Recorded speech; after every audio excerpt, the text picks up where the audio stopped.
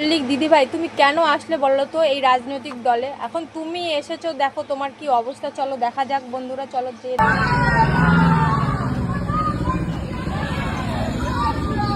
আবারও তীব্র জনরোষের মুখে চোর চোর স্লোগান শুনে বাবা রঞ্জিত মল্লিককে নিয়ে গেলেন কোয়েল মল্লিক।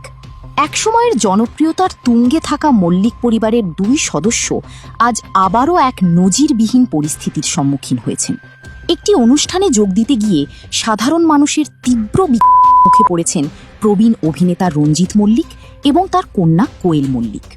সম্প্রতি একটি অনুষ্ঠানে উপস্থিত হলে সেখানে থাকা জনতা তাদের দেখে চোর চোর এবং জয় শ্রীরাম স্লোগান দিতে শুরু করে।